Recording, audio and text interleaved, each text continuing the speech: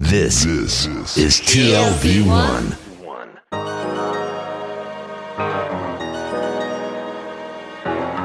The Tel Aviv Review. Hello and welcome to the Tel Aviv Review. I'm your host, Gilad Halpern.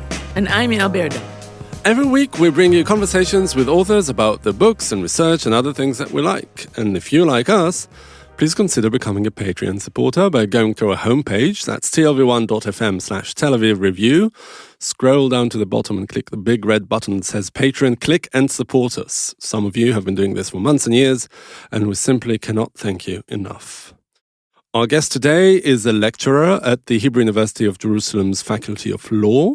She is a fellow at the Minerva Center for the Rule of Law under Extreme Conditions at the University of Haifa and co-leader of the partnership-based Peace Project at the Van Leer Jerusalem Institute.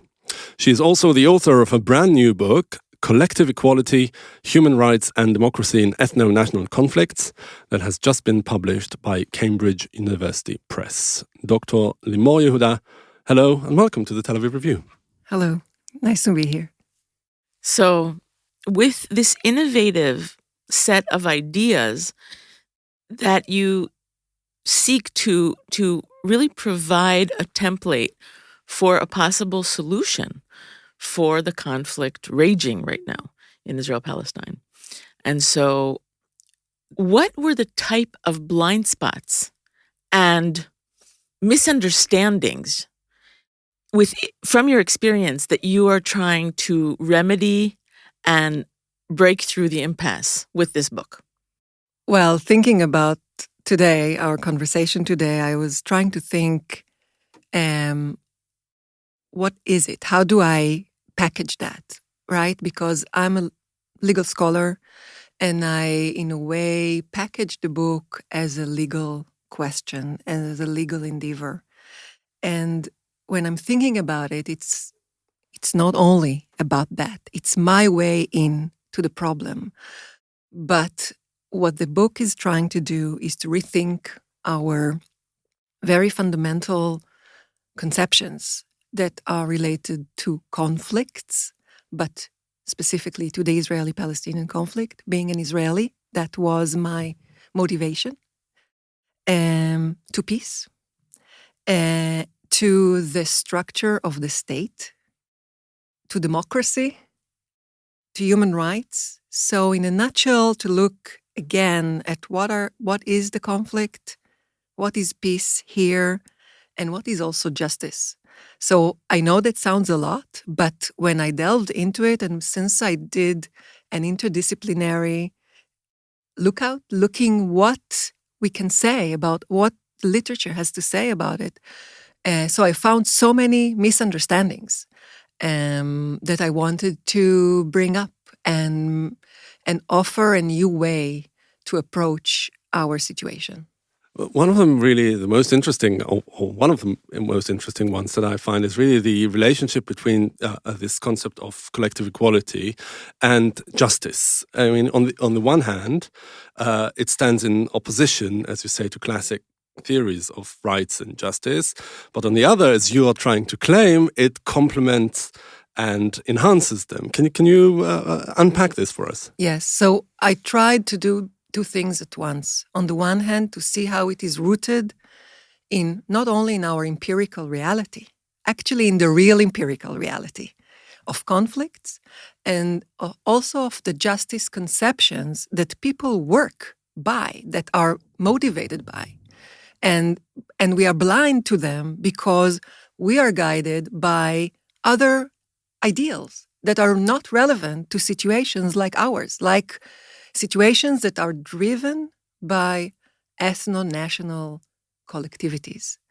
And in a way, this Western or this modern idea of liberal democracy as civic one, as civic nationalism, so this is part of the frames that we use to work by. And I felt that they are blinding us to look at reality and so first of all, because we are afraid to what is there. And then we are misguided to offer solutions that are not applicable to those situations. And I say, okay, we can take some of the root ideas that are there and modify them that they will better fit those kinds of situations.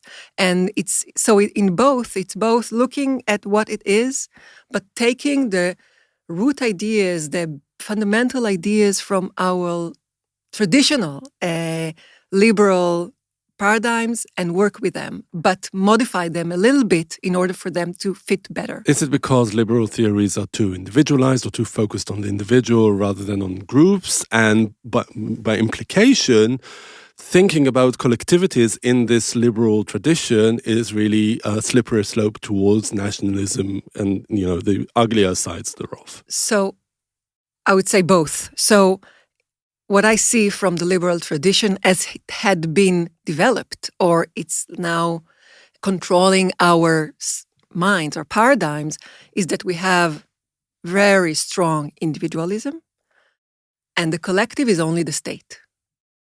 And you don't have almost anything in between. You have multiculturalism, which I can talk about later, and I built on their justification, but I also modify them because I think they fail, as Kymlicka himself says.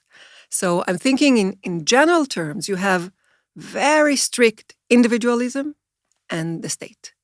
And in between, when you're looking in situations like Israel-Palestine, Bosnia, Northern Ireland, Cyprus, you have other very significant political players that are in between, and you need to take care of them. Otherwise, you're not dealing with the root of the problem. How is what you're doing related to kind of what the decline of the nation state, or this kind of sense, at least in the 90s? I mean, it was incredible, right? People were like post-national this and post-national that. Everybody was the citizen of the world or the corporation, and there was this decline in thinking about the nation state to the point where whole disciplines were about to be eroded. And then, of course, this massive return to thinking through the nation state. Where does this meet your work? So I'm totally in nationalism. I'm not post-national. I think our conflicts are within the realm of the political global order of nation states. But we are, in those areas of the world, we are still dealing with building them. And it's not an easy task to build a proper nation state, a viable, sustainable nation state that works, and that the citizenship body work together. If I take Rawls, work John Rawls. John Rawls, Yeah. sorry. Not, John Rawls. Not Rawls as, yeah. Mm-hmm. John Rawls as a body that works in fair cooperation, fair social cooperation between us. And so I'm totally in the nation state. I think conflicts, and this is the thing that I'm building very much on Andrea Wimmer, the sociologist Andrea Wimmer. The fight over the powers of the nation state is actually what defines those kinds of conflicts. They are political struggles, and we need to understand that. And until we come to a situation where the sharing and the dividing of those powers are settled peacefully, we will not have peaceful relations, right? We still will have those powers of domination, of who will dominate who. And in a way, this is one of the ways I'm picturing those conflicts. It's a conflict of domination between the groups that are involved in conflict, which all groups involved imagine the situation as a zero-sum, as whether we will dominate them or they will dominate us. There is no alternative to that conflict over domination. And that's, in a way, my answer. The only way to be relieved and to exit this everlasting conflict over domination is to bring the sides into some kind of equality between them. How is your theory of collective equality different from other theories or models of, that were in this buffer between the state and the individual, such as federalism, consociationalism, multinationalism, binationalism? Where does it fit on this scale? So I build this. So I will say that federalism and power sharing, consociational democracy, are specific types of models of political arrangements. But I take that, I build on that, and I'm not married to any kind of specific solution, to a specific model. I take it and generalize it into, and make it the principles, like in a way, bringing not a blueprint, but guidelines. What do we need to look for? What are the kinds of relationship that needs to be settled? And it can be based on partition. I'm not rejecting partition per se.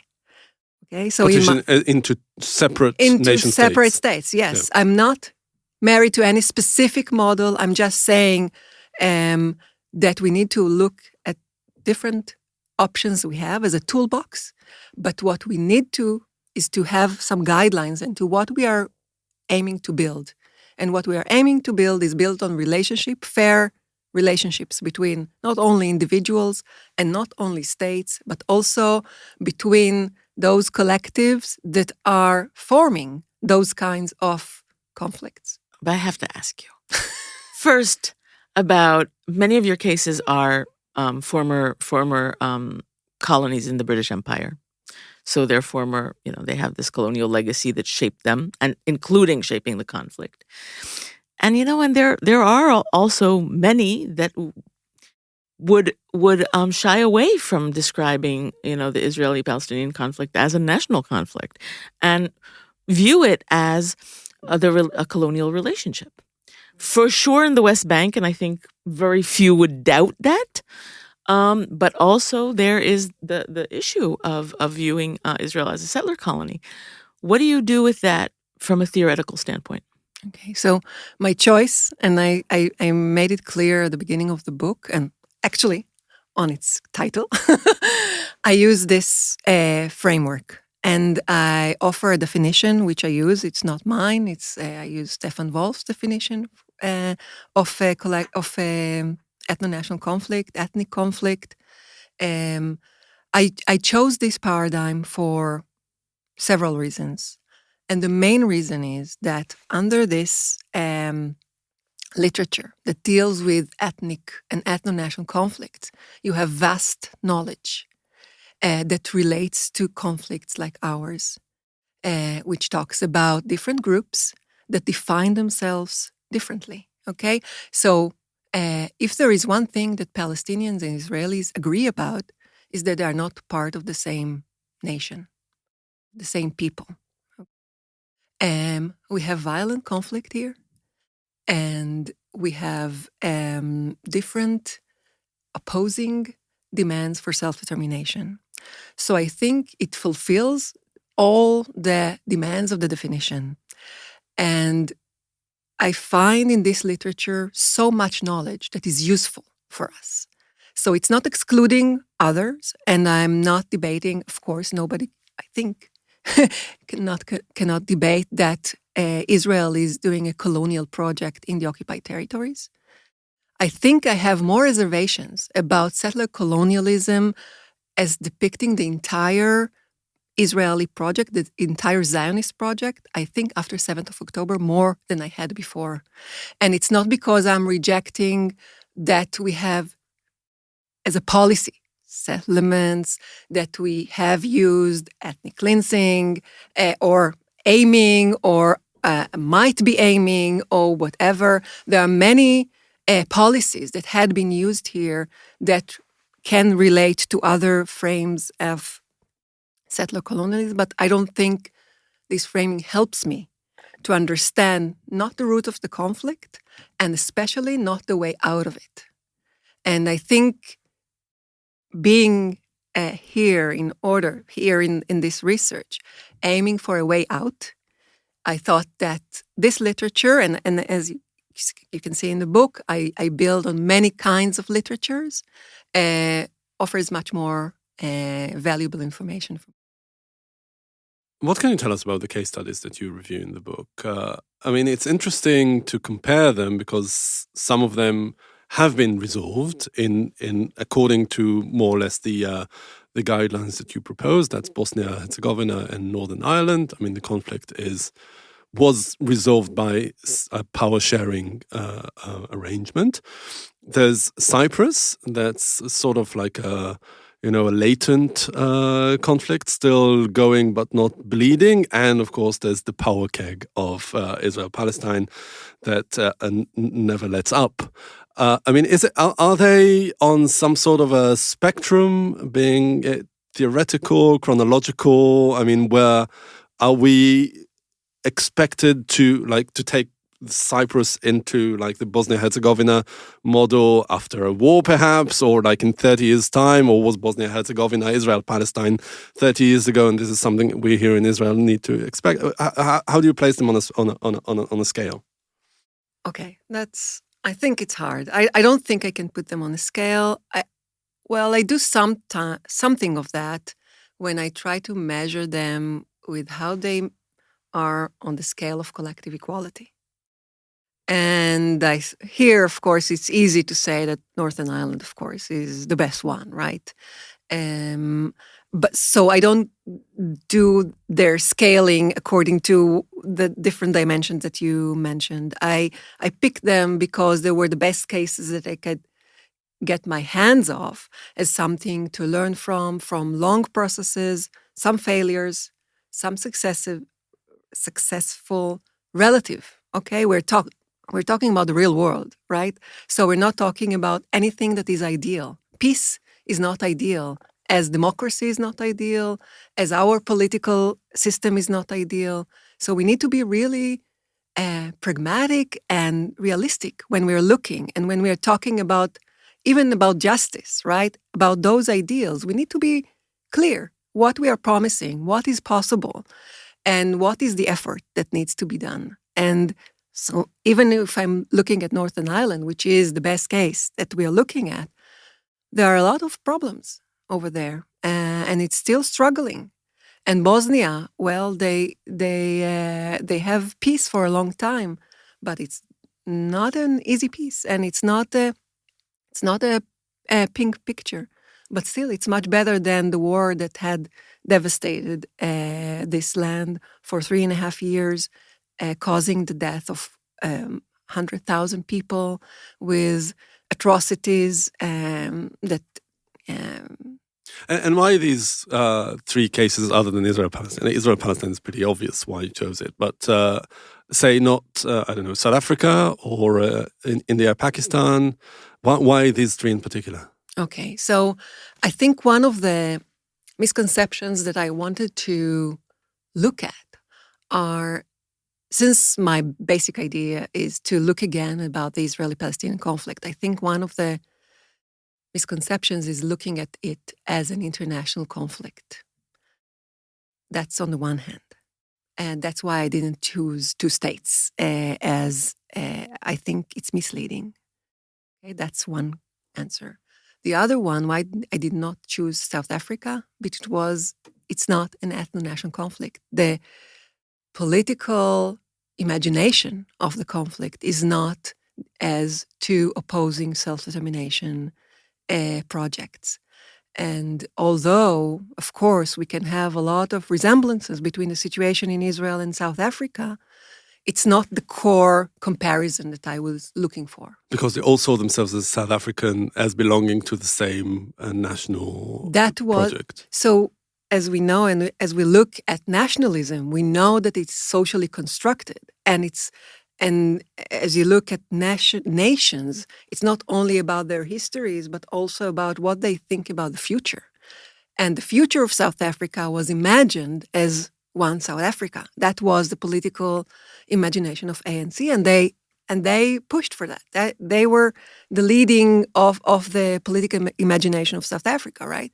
In Israel and Palestine, this is not the case. If Palestinians, even if one of the sides would imagine the political horizon here differently, as encompassing the other, maybe, I don't know. Maybe I think for that to happen, it needs to have something more. But I think both But I don't need to go into this hard question. I'm just saying both sides here, imagine them as separate, self-determining peoples. And I think that is a core condition of this conflict that must be taken into account. So just to clarify, so you don't really think that the option of having one democratic state is at all part of the political repertoire of anyone?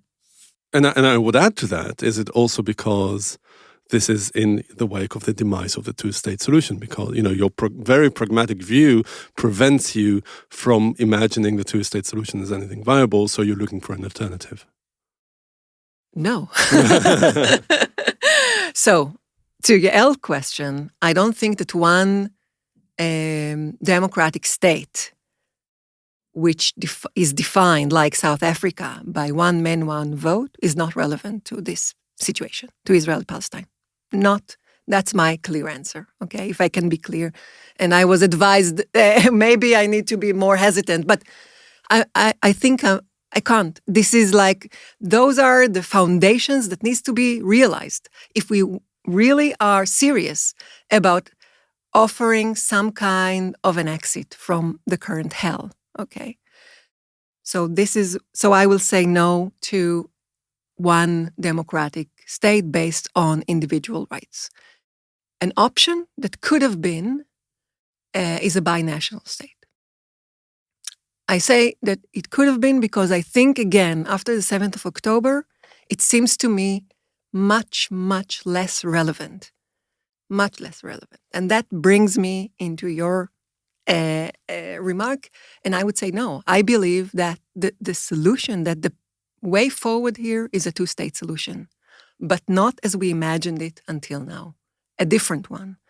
And the major thing, I don't know if that's your leading to it, the major difference, and this is what I'm trying to portray in the book, the difference is instead of imagining that as based on demographic separation between the two people, the imagination of the two states that we need to adopt is as an imagination of two peoples that work in cooperation with each other, that is based on partnership. Partnership does not mean that everyone are the same, that we are intermingled totally. It's just meaning that we can live together, side by side and together. And what the task of the peace process is to build trust. So what I love about this book is how brave it is. I think so much scholarship is on conflicts is really about critique. And so little is about building possible solutions. And when it is about policy making and building solutions, many times it's completely divorced from an empirical reality and a lived experience. And in a way, I think what you're trying to do is really bring those two together. And I really admire that. And I think that's why this book is really worth reading. However, you have this chapter called The Limits of Partition. And in this chapter, you're basically saying, yes to two-state, but not the way anybody thought about it before. What do you mean? Then what are the other options? If something's been around for ever, right? I mean, we all live in the shadow of partition since 1937. What new offering can you bring to this idea? I would say the problem with partition is that it's usually imagined as a standalone solution. A standalone solution that if it's not resolved or it's not bringing to a total separation between the populations, that is not creating a homogenic nation states according to the new borders. So the advice of those that support that are population transfers. And I say that while that was a legitimate policy in the 19th century and the beginning of the 20th century, and we learned the human tragedies that had been resolved, that had occurred because of that. And just a few a year ago, the 100th anniversary of the population transfer between Greece and Turkey had been commemorated. And the headline in the newspaper in Greece is, "This is the national trauma." So 100 years later, it is still as a national trauma. And that also answers my question earlier about why India and Pakistan is a problematic model, because this is exactly what's been tried there, right? Looking at partition as a magic bullet of sorts. Exactly. And that's why it failed. So we have partition in India, Pakistan, we have partition in Ireland, we have partition in Israel, Palestine, and we still have partition. So partition in Israel, Palestine had not resolved in peace, as we know. We're still living in this conflict, right? So we're talking now about partition that have to work. And we need to ask ourselves, what are the conditions for partition to work? And not by creating more trauma and more human suffering, by creating the conditions that partition can work, that political partition can work without removing populations from this side to another, in a way unraveling more conflicts instead of bringing peace. And so if I'm saying those are the limits of partition can do something. It can create new states. It cannot bring peace alone. For peace to become, you need to take care of the relations between the groups, even if this ethnic mixing continues. And I think that, I can go also to Europe after World War II, right? After doing all these population transfers, what you're getting is that Western Europe understands that without cooperation, it will have more war. So I think we can embrace those long learned ideas and understandings and take them, for us to take them now, before we're doing again the partition, to have the ground ready for the partition and for the relations between the sides to be based on fair cooperation. What does it really mean in practice? I mean, what would you say to policymakers now trying to imagine some sort of, partition 2.0, if you will? Mm-hmm. I mean, it's pretty clear that even if the two-state solution is enacted tomorrow, the Palestinian state in the West Bank and the Gaza Strip will struggle. I mean, it's not it's certainly not compared to Israel, rich by any standards. It has very few natural resources, very incipient infrastructure to sustain a fully blown state. How will that cooperate? What's the added value of the new model of partition? What will it look like? Okay, so it looks like it first is guided by the idea of collective equality. So one of the things that we need to be free from is the idea of domination. And it means that, and it's really prevalent in our thinking, not in our extreme thinking, in our mainstream thinking. Oh, you mean Israelis? Our Israelis, because we are insecure. This is one of the foundational elements of such conflicts, okay? It's not only that the minority feels insecure, it's also the majorities feel insecure. Existential fear is part of our conflict. And prior to 7th of October. So I think it's important also for the listeners, right? We are not talking about an existential fear that begins on October 7th. No. It's a condition. Since the beginning of the conflict. It is one of the foundations of this experience of being part of that is existential fear for both Israelis and I assume also for Palestinians. And they have good reasons to think that, okay? It's not something that it's only our imagination about it. It is. So we need good guarantees that this fear will not come true. We need security guarantees. We need different kinds of guarantees. And our guarantee until today was to be superior. Because as I said, the struggle is about domination. And the idea is that it's, if I will not dominate, then you will dominate me. I will not have security. And And therefore, one of the things that we need to get rid of is this idea that this is the only way that we can be secure. And this is a long process. It's not something that happens in a minute. It's not something that will happen only because we will sign an agreement with the Palestinians, even if on the other side there will be the greatest leader. It's something that we need to develop gradually. And what we need to embark is on a gradual process, hopefully, and this is one thing that, for me at least, changed after the 7th of October. I think the international community needs to step up here in a different manner, and that I didn't think was possible before the 7th of October. I think the 7th of October and what happened since, I think made it very clear, not only to us, but also to the entire world, that this conflict is not a local conflict. It's a regional and it can be a global one.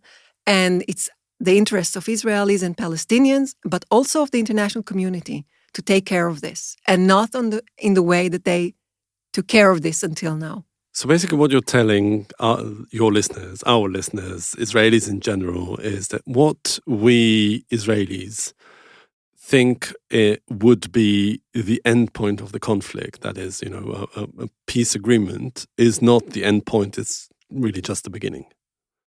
So it could be a beginning, it could be in the middle, it can be in different stages, but it's definitely not the end. It is the beginning of a long process, in a way, like the Declaration of Independence of Israel. It's the beginning of Israel. So this is the beginning when we start to cultivate our long-lasting relations between us and our partners. So it is an everlasting work that this political partnership will work. That's the beginning. I have one more question. In the book, there's power sharing versus human rights. And I think it's something that many of us, both scholars and anyone who's working on this issue, feels very much this kind of pull. What human rights work does, and then thinking through power sharing and how they're opposed to each other, but it's not really articulated. How do you articulate that? And also the contrast that also emerges in the book between justice and peace. I mean, these are so many concepts that we like to see as overlapping, but as you analyze, they can be quite conflicting at times. No, and yeah, including that slogan, right? No justice, no peace, which is basically you're going against that, and you're saying no, we have to think about this differently. Yeah. So the book is actually, since I'm a legal scholar, I'm entering exactly through that lens. And I see how our ideas about justice as individual justice are bringing us to a clash between the political motivations and what justice as human rights demands. And this is connected to the liberal perceptions that are really afraid not only of nationalism, but even more so of ethnic nationalism. And ethnic nationalism is what we have in Israel-Palestine, this is what we have in Northern Ireland, this is what we have in Bosnia-Herzegovina, and this is what we have in Cyprus, and most conflicts around the world today.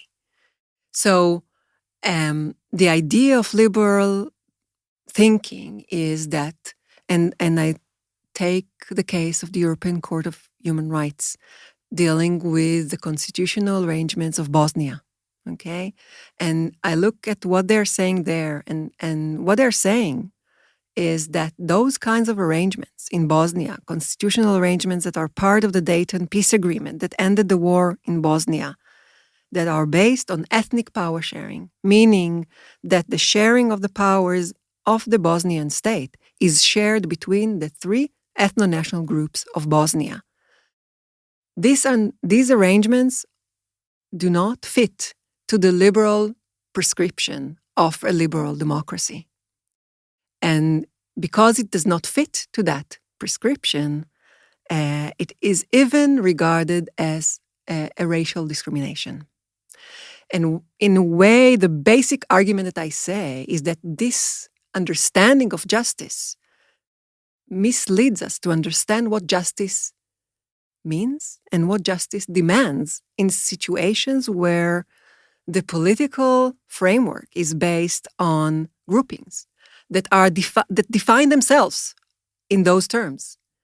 And so when I look at self-determination, I am interested indeed in self-determination, not in external self-determination. I want to ask the group how the group defines itself. So I will not say those are not Palestinians because whatever, or there is no Jewish people because it's a religion. No, I look at the group itself, and this is how it defines itself. This is, I think, the definition that needs to be taken. And so what I offer is a new way of understanding justice in such situations, and hoping that the liberal paradigm is flexible enough. And I think in the liberal tradition, it always shows how it is flexible. So I offer the liberal tradition a way to encompass and to have a better answer also to situations like that, and not to be afraid of ethno-nationalism when it is bounded by the constraints of justice. We're at a point where, on the one hand, there's such division within the Israeli polity.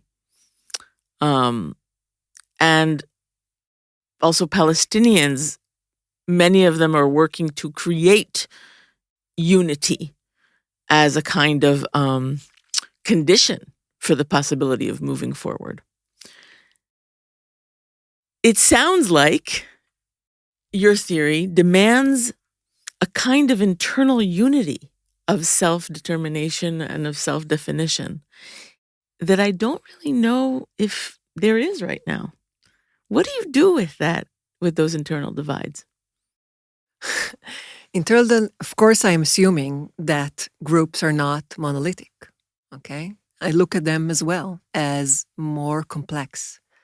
And I think both nations here, both the Jewish Israelis and the Arab Palestinians, have a lot to work within them. And one of the recommendations, I would say, even with regard to the internal politics of the group, is to have the widest representation as possible. I think also what we're seeing is that in divided places, deeply divided places, okay, and we are divided both nationally but also internally, I think majoritarian democracy is not the right way to go. We need to be much more, also internally, based on a wide spectrum of representation in order to bring this cohesiveness, or at least the idea of fair cooperation between the groups as far as possible. All right, Dr. Limor Yehuda, thank you very much for joining us today. Thank you. And many thanks to Itai Shalom, the manager of TLV1 Studios. And now we've got a request, because most of you listen to us on the Apple Podcasts app, and we have a special request. We would like to ask you to please consider writing us a review. You too can support us by going to our website and subscribing onto a Patreon campaign. Check out our archive. It has probably close to 1,000 interviews by now. Like us on Facebook, follow me and Yael on Twitter, and join us again next week for another edition of the Tel Aviv Review. And until then, from us here in Tel Aviv, goodbye.